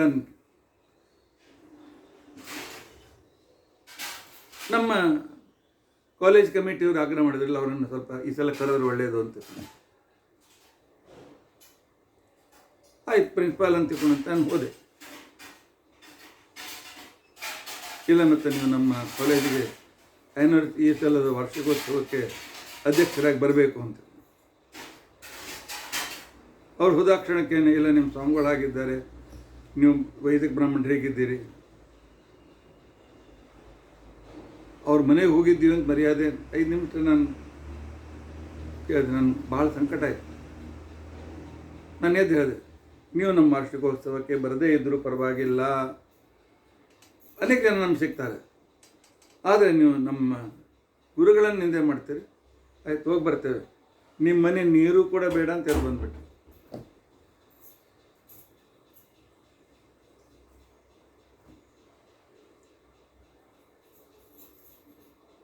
ನಂತರ ನಾ MA ಕೂತಾಗ ನನ್ನ ಪೇಪರ್ ಅವ್ರ ಕಡೆ ಕರೆಕ್ಷನ್ಗೆ ಹೋಗಿತ್ತು. ಅವರು ಅದಕ್ಕೆ ಮಾರ್ಕ್ಸ್ ಕೊಡಲಿಲ್ಲ ಸರಿಯಾಗಿ, ಫೇಲ್ ಮಾಡಲಿಕ್ಕೆ ಸಾಧ್ಯ ಇರಲಿಲ್ಲ, ಯಾಕೆಂದರೆ ನಾನು 100% ಕರೆಕ್ಟ್ ಆಯಿತು. ಅದ್ರ ಕಡಿಮೆ ಮಾರ್ಕ್ಸ್ ಕೊಟ್ಟು ಬೇಕಂತ ಮಾಡ್ಕೊಳ್ಳಿ, ಆದರೆ ಗುರುನಿಂದ ಇಲ್ಲ, ನಾ ಕೇಳಂಗಿಲ್ಲ.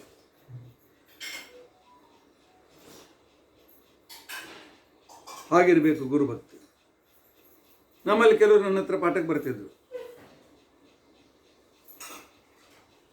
ಆ ನಂತರ ಇನ್ನೊಂದು ಗ್ರೂಪ್ ನಮ್ಮಲ್ಲಿ ಇತ್ತು, ಅವರು ನಮ್ಮ ಪರಿಚಿತರು ಬೇಕಾದವರೇ, ಆದರೆ ಸ್ವಲ್ಪ ಟೀಕಾ ಮಾಡೋದು, ನಮಗೆ ಬೈಯೋದು ಹೆಚ್ಚು. ಅವರು ನಮ್ಮಿಬ್ಬರು ಶಿಷ್ಯರಲ್ಲಿ ಹೋದಾಗ ಅವರು ಮತ್ತು ಇನ್ನು ಪುನಃ ಅಲ್ಲಿ ಹೋಗಲಿಲ್ಲ ವಾಪಸ್. ನಾನು ಕೇಳಿದೆ, ಏನ್ರಪ್ಪ ನೀವು ಹೋಗ್ತಾ ಇದ್ದೀರಿ ಪ್ರತಿ ಗುರುವಾರ ಅಲ್ಲಿ ಅಂತ. ಹೋಗಂಗಿಲ್ಲ ರೀ, ಅಲ್ಲಿ ನಿಮ್ಮನ್ನು ಬೈತಾನೆ, ಹೋಗಂಗಿಲ್ಲ.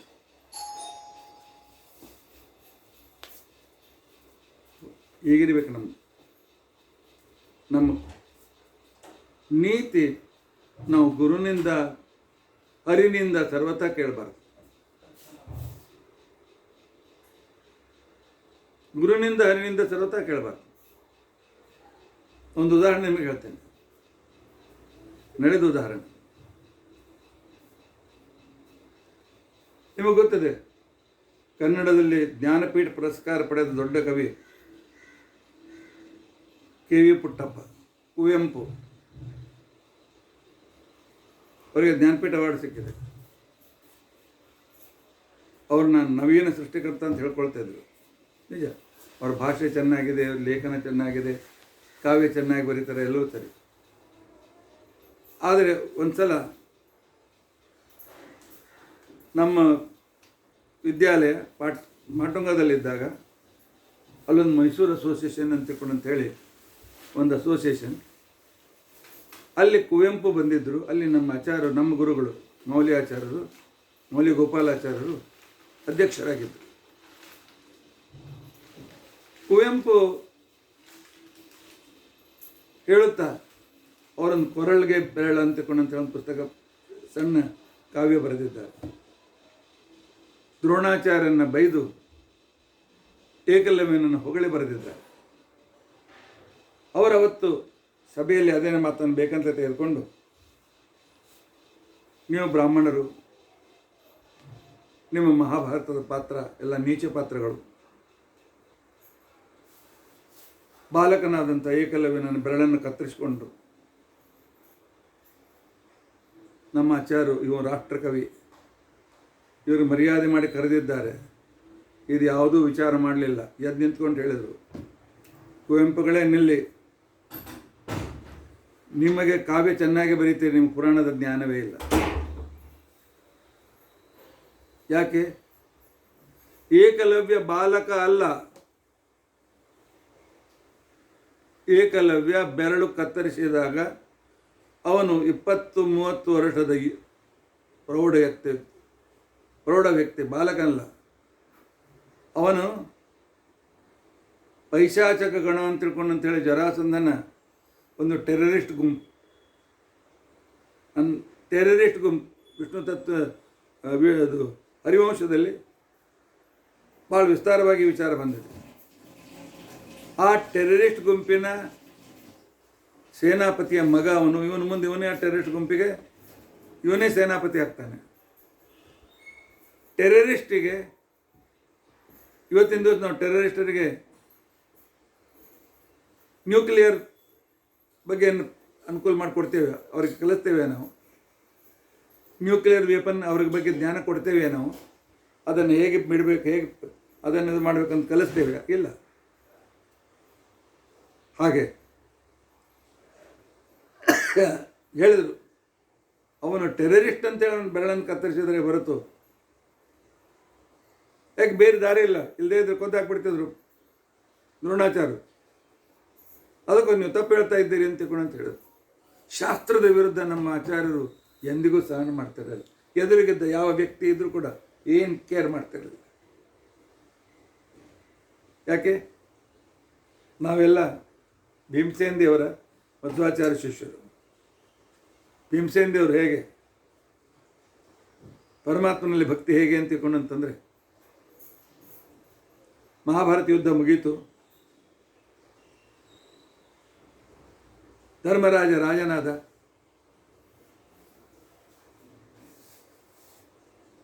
ಕೋಶಾಧಿಕಾರಿ ಭೀಮ ಮತ್ತು ದ್ರೌಪದಿ ಜಾಯಿಂಟ್ ಮಂತ್ರಿಗಳು. ಧೃತರಾಷ್ಟ್ರ ಹೇಳಿ ಕಳಿಸಿದ,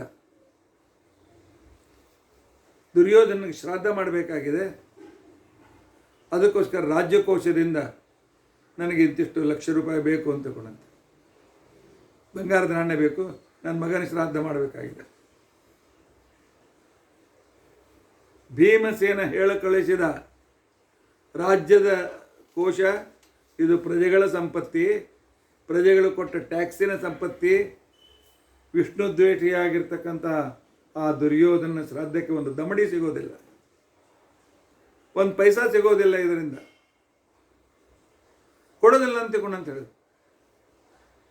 ಧರ್ಮಾರ್ಜುನ ಪಾಪ ವ್ಯವಹಾರಕ್ಕಾದ್ರೂ ಕೊಡಪ್ಪ, ದೊಡ್ಡಪ್ಪನ ಮನಸ್ಸು ನೋಯಿಸ್ತದೆ, ಅದೆಲ್ಲ ನನಗೆ ಗೊತ್ತಿಲ್ಲ, ನಾನು ಮಂತ್ರಿಯಾಗಿ ಹೇಳ್ತೇನೆ, ನಿಮಗೆ ಬೇಕಾದರೆ ನಿಮ್ಮ ಪಾಕೆಟ್ ಮನಿ ಕೊಡಿ, ಅವರು ನಾನು ಕೊಡೋದಿಲ್ಲ. ಆಚಾರ್ಯ ತಾತ್ಪರ್ಯದ 18ನೇ ಅಧ್ಯಾಯದಲ್ಲಿ ಬರೀತಾರೆ, ನೈವೋರ್ಧ್ವ ದೈಹಿಕಾನುಜ್ಞಾಂ ಅವೈಷ್ಣವ ಕೃತೆ ಅಕರೋತ್. ದುಷ್ಟನಾದ ವಿಷ್ಣು ದ್ವೇಷಿಯಾಗಿರ್ತಕ್ಕಂಥ ದುರ್ಯೋಧನನ ಈ ರೀತಿಯಾದಂತಹ ಆ ನಮ್ಮ ಧರ್ಮದ ಬಗ್ಗೆ, ನಮ್ಮ ಇದರ ಬಗ್ಗೆ ಆ ರೀತಿಯಾಗಿರ್ತಕ್ಕಂಥ ನಿಶ್ಚಿತತೆ ಇರಬೇಕು, ದೃಢತೆ ಇರಬೇಕು. ಈ ದೃಢತೆ ಇವತ್ತು ಮುಸ್ಲಿಮರಲ್ಲಿದೆ, ನಮ್ಮಲ್ಲಿಲ್ಲ. ದಿನದ 5 ಸಲ ಹೇಳ್ತಾರೆ ನಮಾಜ್ನಲ್ಲಿ, ಲಾ ಇಲಾ ಇಲ್ಲಲ್ಲ ಅಂತ ತಿಳ್ಕೊಳ್ತಿಲ್ಲ. ಅದರ ಅರ್ಥ ಏನಿದೆ ಗೊತ್ತಿದೆಯಾ? ನಮ್ಮ ದೇವರನ್ನು ಬಿಟ್ಟು ಬೇರೆ ಜಗತ್ತಿನಲ್ಲಿ ಯಾವ ದೇವರು ಇಲ್ಲ, ನಮ್ಮ ದೇವರನ್ನು ಯಾರು ನಂಬುವುದಿಲ್ಲ, ಅವರು ಜೀವತ್ತೇ ಇರಲಿಕ್ಕೆ ಅಧಿಕಾರವಿಲ್ಲ, ಅವರನ್ನು ಕೊಂದು ಹಾಕರಿ. ಆ ದುಷ್ಟತೆ ವಿಚಾರ ನಮ್ಗೆ ಬೇಕಾಗಿಲ್ಲ, ಆದರೆ ದೃಢತೆ. ದಿನಕ್ಕೆ 5 ಸರ್ತಿ ಈ ಮಾತನ್ನು ಹೇಳ್ತಾರೆ ಅವರು. ನಮ್ಮ ದೇವರನ್ನು ಬಿಟ್ಟು ಬೇರೆ ದೇವರು ದೊಡ್ಡವರಿಲ್ಲ,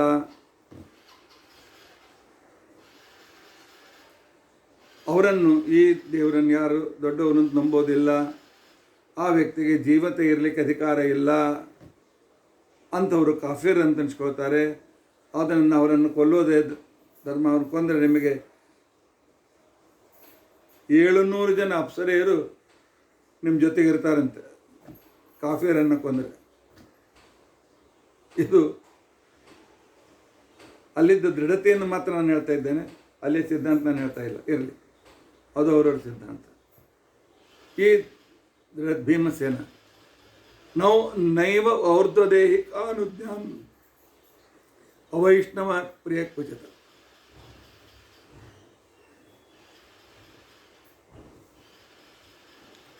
ನ ಕರೋತಿ ಸ್ವಯಂ ನೈಷಾಂ. ಭೀಮಸೇನ ತಾನಷ್ಟೇ ಅಲ್ಲ, ತನ್ನವ್ರಿಗೆ ಹೇಳ್ತಾ ಇದ್ದ ವಿಷ್ಣು ದ್ವೇಷಗಳ ಮತ್ತು ನೋ ಕಾಂಪ್ರಮೈಸಸ್. ಅವ್ರ ಮೇಲೆ ಸಿಂಪತಿ ಬೇಕಾಗಿಲ್ಲ. ಶಾಸ್ತ್ರ ಹೇಳ್ತದೆ, ಒಬ್ಬ ವಿಷ್ಣು ದ್ವೇಷಿ ನಿಮ್ಮ ಎದುರು ಮನೆಗೆ ಬಿದ್ದು ಇವತ್ತು ದೇಹಕ್ಕೆ ಹೋಗ್ತಾ ಇದೆ, ನೀರು ಕೊಡಿ ಅಂತ, ನನಗೆ ನೀರು ಹಾಕ್ಬೇಡ ಬಾಯಿಲ್ಲ ಅಂತ ಕೊಡು ಅಂತ ಹೇಳಿದಾನೆ. ಸಾಯ್ಲಿ, ಅವನು ಸಾಯ್ಲಿಕ್ಕೆ ಯೋಗ್ಯ, ಅದರಲ್ಲೇನು ಸಂದೇಹ ಇಲ್ಲ. ಏಕೆ ಸಿದ್ಧಾಂತ ದೃಢತೆ ಇಷ್ಟು ರೀತಿಯಾಗಿರ್ತದೆ. ಸಖ್ಯಂನ ವೈಷ್ಣವ ಚಕ್ರೆ. ಯಾರ್ಯಾರು ವಿಷ್ಣು ದ್ವೇಷಗಳಿದ್ರು ಅವ್ರ ಜೊತೆ ಫ್ರೆಂಡ್ಶಿಪ್ ಮಾಡಲೇ ಇಲ್ಲ ಇವನು. ಭೀಮ ಪಾಂಡುರಾಜ ಹೋದ್ಮೇಲೆ ಪಾಂಡವರೆಲ್ಲ ಹಸ್ತಿನಾವತಿಗೆ ಬಂದ್ರಲ್ಲ, ಆಗ ಭೀಮನಿಗೆ 17ನೇ ವರ್ಷ 18ನೇ ವರ್ಷ ನಡೆದಿತ್ತು.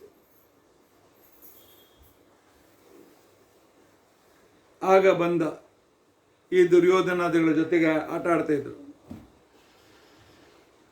ಇವರು ವಿಷ್ಣು ದ್ವೇಷಗಳದ್ದು ಗೊತ್ತಾಯಿತು. ಭೀಮಸೇನ ಅವರಿಗೆ ನೀರಿನಲ್ಲಿ ಮುಳುಗಿಸಿ ಕೈ ಹಿಡಿದ್ರೆ ಬಿಡೋ ಬಿಡೋ ಬಿಡೋ ಅಂತಕೊಂಡಂತವ್ರಿಗೆ ಬಿಡ್ತಿರ್ಲಿಲ್ಲ. ಯಾಕೆ? ವಿಷ್ಣು ದ್ವೇಷಗಳು ಶಿಕ್ಷೆಗೆ ಯೋಗ್ಯರು. ನೀವು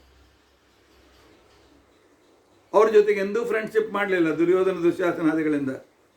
ಹೀಗಾಗಿ ದುರ್ಯೋಧನಾದಿಗಳು ಭೀಮನನ್ನು ಎಷ್ಟು ರೀತಿಯಿಂದ ಮುಗಿಸ್ಬೇಕಂತ ಪ್ರಯತ್ನ ಮಾಡಿದರು. ಪರೋಕ್ಷೇಪಿ ಹರೇರ್ನಿಂದ ಕೃತೋ ಜುಫಾಂ ಚನತ್ತಿ ಚ. ತನ್ನ ಎದುರಿಗೆಲ್ಲ, ತನ್ನ ಹಿಂದೆ ಯಾರೋ ವಿಷ್ಣು ದೇವರಿಗೆ ಬೈದಾರನ್ನು ಗೊತ್ತಾರು ಹೋಗಿ ಅವ್ರ ನಾಲ್ಕು ಕತ್ತರಿಸ್ತಿದ್ದ ಭೀಮಸೇನ.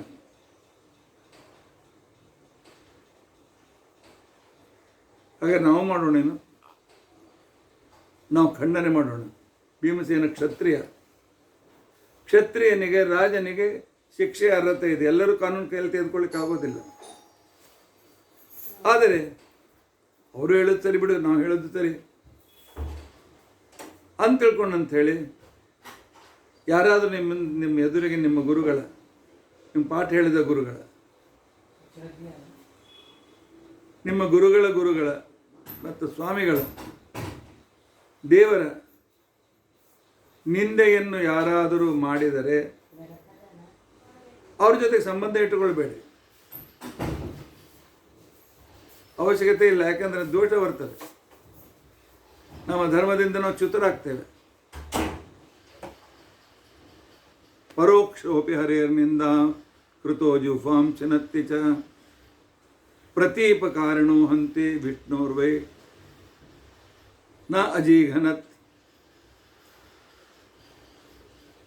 ಒಟ್ಟು ಜಗತ್ತಿನಲ್ಲಿ ವಿಷ್ಣು ದ್ವೇಷಗಳು ಇರಬಾರದು ಅಂತೇಳಿ ಭೀಮಸೇನ ಕ್ಷತ್ರಿಯನಾದ್ದರಿಂದಾಗಿ ಆ ದುಷ್ಟರನ್ನು ಸಂಹಾರ ಮಾಡ್ತಾ ಇದ್ದ. ಯಾಕೆ? ಅವನ ಗುರು ಕೃಷ್ಣ ಮಾಡಿದ ಕೆಲಸ ಇದೆ, ಅವನ ಗುರು ವೇದವ್ಯಾಸರು ಮಾಡಿದ ಕೆಲಸವೂ ಕೂಡ ಇದೆ. ಕೃಷ್ಣ ವೇದದ್ವೇಷಿಗಳ, ತನ್ನ ಭಕ್ತರ ದ್ವೇಷಿಗಳ ಅವರನ್ನು ನಾಶಪಡಿಸೋದಕ್ಕೋಸ್ಕರ ಪರಮಾತ್ಮನ ಅವತಾರ. ಪರಮಾತ್ಮ ಅವತಾರ ಯಾವುದಕ್ಕೋಸ್ಕರ ಇದೆ ಕಡೆ? ಪರಿತ್ರಾಣಾಯ ಸಾಧೂನಾಂ ವಿನಾಶಾಯ ಚ ದುಷ್ಕೃತಾಂ. ದುಷ್ಟರ ನಾಶ.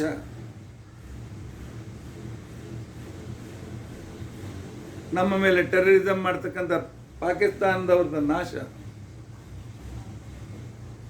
ನಮ್ಮ ಜೊತೆ ರಾಜಕಾರಣ ಮಾಡ್ತಕ್ಕಂಥ ಯಾವುದೇ ದೇಶದವರಿರಲಿ, ಅಫ್ಘಾನಿಸ್ತಾನ ಇರಲಿ, ಅಮೇರಿಕಾ ಇರಲಿ, ತಪ್ಪು ತಪ್ಪೇ, ಅವರಿಗೂ ತಲೆಬಾಗುವ ಅವಶ್ಯಕತೆ ಇಲ್ಲ. ಅವರನ್ನು ಮೀರುವ ಶಕ್ತಿ ಸಂಪಾದನೆ ಮಾಡೋಣ. ಅವ್ರ ಮೇಲೂ ಕೂಡ ನಾವು, ಅವರ ಮಾತಿಗೂ ಕೂಡ ಯಾವುದೇ ರೀತಿಯಾಗಿರ್ತಕ್ಕಂಥ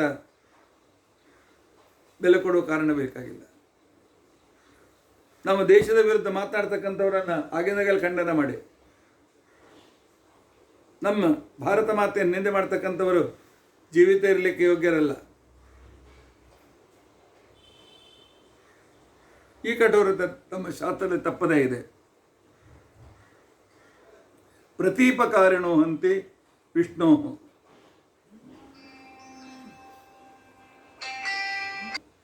ಗುರುಗಳ ಸೇವೆ ಅಂದರೆ ಅರ್ಥ ನಮ್ಮ ಶಾಸ್ತ್ರದ ವಿರುದ್ಧವಾಗಿರತಕ್ಕಂಥ ವಿಚಾರಗಳನ್ನು ನಂಬಬೇಕು. ನಮ್ಮ ಶಾಸ್ತ್ರದ ವಿರುದ್ಧವಾಗಿರ್ತಕ್ಕಂಥ ಆಚರಣೆಯನ್ನು ನಮ್ಮ ಜೀವನದಲ್ಲಿ ತಂದುಕೊಳ್ಳಬೇಕು. ನಮ್ಮ ಶಾಸ್ತ್ರದ ವಿರುದ್ಧ ಹೇಳಿರ್ತಕ್ಕಂಥ ಮಾತುಗಳನ್ನು ಅಲಕ್ಷಿಸುವುದಕ್ಕೆ.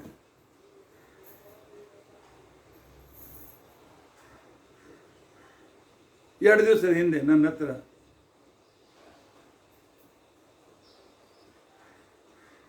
ಈ ಮರಾಠವಾಡದಿಂದ ನಮ್ಮಲ್ಲಿ ಒಬ್ಬರು ಯಾವುದೋ ಶಾಂತಿ ಮಾಡೋದಕ್ಕೋಸ್ಕರ ಬಂದಿದ್ದರು.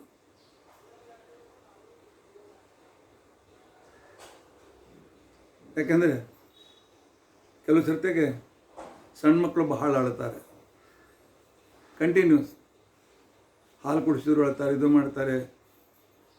ಡಾಕ್ಟರ್ ಕೇಳಿದ್ರೆ ಎಲ್ಲ ನಾರ್ಮಲ್ ಇದೆ, ಯಾಕೆ ಅಳ್ತಾರೆ ಅಂತ ಗೊತ್ತಾಗೋದಿಲ್ಲ. ಇಂಥ ಸಂದರ್ಭದಲ್ಲಿ ಮಕ್ಕಳು ಅಳಬಾರದು ಅಂತ ತಿಳ್ಕೊಂಡು ಅನ್ನೋದಕ್ಕೋಸ್ಕರ ನಮ್ಮಲ್ಲಿ ಹೋಮ ಇವೆ.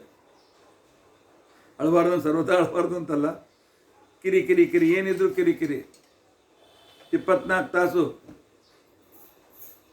ಅಂಥವರ ಆ ಬಾಲರೋಧನ. ಅದಕ್ಕೆ ಕಾರಣ ಇಷ್ಟೇ ಏನು ಅಂತಂದರೆ, ಯಾವುದೋ ಒಂದು ಪಾಪದ, ಯಾವುದೋ ಒಂದು ಕರ್ಮದ ಇಂದ ಬಹಳ ಅಂತಃಪೀಡೆ ಆಗ್ತಿರ್ತದೆ ಆ ಮಕ್ಕಳಿಗೆ. ಅಥವಾ ಆ ಮಕ್ಕಳಲ್ಲಿ ಹುಟ್ಟುವಾಗಲೇ ಯಾವುದೋ ಒಂದು ಕೆಲವು ದೋಷ ಸೇರಿಕೊಂಡಿರ್ತದೆ.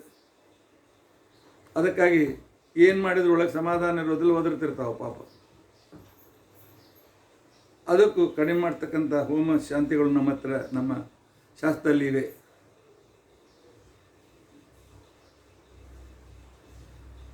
ಅವರ ಹೆಂಡತಿ ತಮ್ಮ 20 ವರ್ಷದ ವ್ಯಕ್ತಿ. ಆಚಾರ್ಯ ನಿಮ್ಮ ಹತ್ರ ಸ್ವಲ್ಪ ಪ್ರತ್ಯೇಕ ಮಾತನಾಡಬೇಕಾಗಿದೆ. ಆಯ್ತಪ್ಪ. ಅವೇನು ಹೇಳ್ದ? ಇಲ್ಲ, ಮತ್ತು ಅವಾಗ ಇನ್ನೂ ಜಸ್ಟ್ 19-20 ಮತ್ತು ಇಲ್ಲ, ನಾನು ಮುಸ್ಲಿಂ ಹುಡುಗಿ ಜೊತೆಗೆ ನಮ್ಮದು ಲವ್ ಅಫೇರ್ ನಡೆದದ. ಆದರೆ ಆ ಹುಡುಗಿ ಅಪ್ಪ ಹೇಳಿಕತ್ತಾನ, ನೀನು ನಮ್ಮ ಧರ್ಮಕ್ಕೆ ಬಂದ್ರೆ ನಮ್ಮ ಹುಡುಗಿ ಜೊತೆಗೆ ಮದುವೆ ಆಗ್ಲಿಕ್ಕೆ ಸಾಧ್ಯತೆ ಅಂತ ತಿಳ್ಕೊಂಡಂತೇಳಿ. ಅದಕ್ಕೆ ನಮ್ಮ ಅಮ್ಮ ಅಪ್ಪ ಒಪ್ತಿಲ್ಲ. ಆಚಾರ್ಯ ನೀವು ಹೇಳ್ರಲ್ಲ ನಿಮ್ಮ ಅಮ್ಮಗಪ್ಪಗೆ, ಎಲ್ಲ ದೇವರು ಒಂದೇ ಅಲ್ಲೇನು? ಅಲ್ಲ ಅಂದರು ಒಂದೇ, ಕೃಷ್ಣ ಅಂದರು ಒಂದೇ, ಮತ್ತು ಗಾಂಧೀಜಿಯವರು ಹೇಳಿದ್ರಲ್ಲ, ಹೌದು ಅವ್ರದ್ದು ಅದು ರಾಮ್ ರಹೀಮ್ ಒಬ್ಬರೇ ಅಂತ ಹೇಳಿ, ಅಲ್ಲಾ ತೇರೋ ನಾಮ್, ರಾಮ್ ಅಲ್ಲಾ ತೇರೋ ನಾಮ್ ಅಂತ ಹೇಳಿ. ಅದರಿಂದಾಗಿ ನಮ್ಮ ಅಪ್ಪನಿಗೆ ಸ್ವಲ್ಪ ಹೇಳಿಲ್ಲ. ನಾ ಆ ಧರ್ಮಕ್ಕೆ ಹೋದ್ರ ಪರವಾಗಿಲ್ಲ, ಹುಡುಗಿನ ಮಾಡ್ಕೋಬೇಕಾಗಿದೆ ನನಗೆ. ನಾ ಹೇಳಿದೆ, ನಿಮ್ಮ ಅಪ್ಪ ಅಮ್ಮಗೆ ನಾನೇ ಮೊದಲು ಬೇಡ ಅಂತೀನಿ, ಹಾಗೇನೆ ಇನ್ನೊಂದಿದ್ರೆ ಇಲ್ಲಿ ನಂಬರ್ ಬೇಡ ಒಂದು ಹೋಗಂತ ಕಳಿಸ್ತೀನಿ ಅಂತೇಳಿ ಒಂದವನು ಕೂತೆ ತಿಳಿಸಿ ಹೇಳಿದ. ಅವನಿಗೆ ಒಂದು ಹೆಣ್ಣಿಗೋಸ್ಕರ ಅನೇಕ ಜನ್ಮದ ನಂತರ ಮನುಷ್ಯತ್ವ, ಸಹಸ್ರ ಜನ್ಮದ ನಂತರ ಮನುಷ್ಯತ್ವ, ಸಹಸ್ರ ಮನುಷ್ಯ ಜನ್ಮದ ನಂತರ ಬ್ರಾಹ್ಮಣತ್ವ, ಸಹಸ್ರ ಜನ್ಮದ ನಂತರ ವೈಷ್ಣವತ್ವ. ಇದನ್ನು ಕಳ್ಕೊಂಡ್ರೊಳಗೆ ಅರ್ಥ ಇಲ್ಲಪ್ಪ. ಬೇಕಾದಷ್ಟು ಹೆಣ್ಣುಗಳು ಸಿಗ್ತವೆ ಮದುವೆಗೆ. ಮೊದಲು ಅಭ್ಯಾಸ ಮಾಡು, ಸರಿಯಾಗಿ ಗ್ರ್ಯಾಜುಯೇಷನ್ ಮಾಡ್ಕೊಂಡು ನಿನ್ನ ಕಾಲ ಮೇಲೆ ನಿಂತ್ಕೋ. ಸ್ವಧರ್ಮ ಸಲುವಾಗಿ ಪ್ರಾಣ ಬಿಟ್ಟರೂ ಅಡ್ಡಿ ಇಲ್ಲ, ಆ ಸ್ವಧರ್ಮ ಬಿಡಬಾರ್ದು ಅಂತ ನಿಯಮ ಇದೆ. ಸ್ವಧರ್ಮೇ ನಿಧನಂ ಶ್ರೇಯ. ಪರಧರ್ಮ ಭಯಾವಹ. ಅರ್ಜುನ ಯುದ್ಧ ಬಿಟ್ಟು ಹೋಗ್ತೀನಿ ಅಂತಂದರೆ, ಇಲ್ಲ ನಾನು ಸತ್ತು ಸಾಯ್ಬೋದು ಅಂತ, ಸಾಯಿ ಪರವಾಗಿಲ್ಲ, ಆದರೆ ಕ್ಷತ್ರಿಯ ಧರ್ಮ ಬಿಡಬೇಡ ಅಂತೇಳಿ ಪರಮಾತ್ಮನಿಗೆ ಹೇಳಿದ. ಆದ್ದರಿಂದಾಗಿ ಗುರುಗಳು ಹೇಳಿದ ಸದ್ಧರ್ಮವನ್ನು ಪರಿಪಾಲಿಸುವುದು ಇದು ಪಾದಸೇವನ ಅಂತ ಭಕ್ತಿ ಅನ್ನಿಸ್ತದೆ. ಭೀಮಸೇನ ತನ್ನ ಜೀವನದಲ್ಲಿ ಇದನ್ನು ಪ್ರಾಕ್ಟಿಕಲ್ಲಾಗಿ ಮಾಡಿ ತೋರಿಸಿದ್ದಾನೆ. ಇನ್ನೂ ಕೆಲವು ಘಟನೆಗಳಿವೆ, ನಾಳಿನ ದಿವಸ ನಾವು ತಿಳ್ಕೊಳ್ಳಿ ಪ್ರಯತ್ನಿಸೋಣ. ಹೀಗಾಗಿ ಪಾದಸೇವನ ಅಂತನ್ನುವ ಭಕ್ತಿಯ ಸಾಕ್ಷಾತ್ ಪ್ರತಿರೂಪ, ಪ್ರತಿಮೂರ್ತಿ ಭೀಮಸೇನ. ಉಳಿದ ವಿಚಾರ ನಾಳಿನ ದಿವಸ ನಾವು ತಿಳಿದುಕೊಳ್ಳಿ ಪ್ರಯತ್ನಿಸೋಣ. ಇತಿ ಅಧ್ಯಕ್ಷತಾ ಪ್ರಸಕ್ತಿ. ಭೀಮಸೇನ ಆದರ್ಶ ನಾವು ಜೀವನದಲ್ಲಿ ಇಟ್ಟುಕೊಳ್ಳೋಣ, ಉದ್ಧತರಾಗ್ತೇವೆ. ಉಗ್ರಂ ವೀರಂ ಮಹಾವಿಷ್ಣುಂ ಜ್ವಲಂತಂ ಸರ್ವತೋಮುಖಂ ನೃಸಿಂಹಂ ಭೀಷಣಂ ಭದ್ರಂ ಮೃತ್ಯುಂ ನಮಾಮ್ಯಂ ಅಚ್ಯುತಾನಂತ ಗೋವಿಂದ ಸ್ಮೃತಿ ಮಾತ್ರಾರ್ಥಿನಾಶನ ರೋಗಾನ್ಮೇ ನಾಶಯ ಶೇಷಾನ್ ಆಶು ಧನ್ವಂತರೇ ಹರೆ ಅಕ್ಷಯಂ ಕರ್ಮ ಯಸ್ಮಿನ್ ಪರೇ ಸ್ವರ್ಪಿತಂ ಪ್ರಕ್ಷಯಂ ಯಾಂತಿ ದುಃಖಾನಿ ಅನ್ನಾಮತಃ ಅಕ್ಷರೋ ಯೋಜರ ಸರ್ವದೇವಾಮೃತ ಕುಕ್ಷಿಗಮ್ಯಸ್ಯ ವಿಶ್ವಂ ಸದಾಜಾಧಿಕಂ ಪ್ರೀಣಯಾಮೋ ವಾಸುದೇವಂ ದೇವತಾಮಂಡಲ ಖಂಡಮಂಡನಂ. ಶ್ರೀಕೃಷ್ಣಾರ್ಪಣಂ.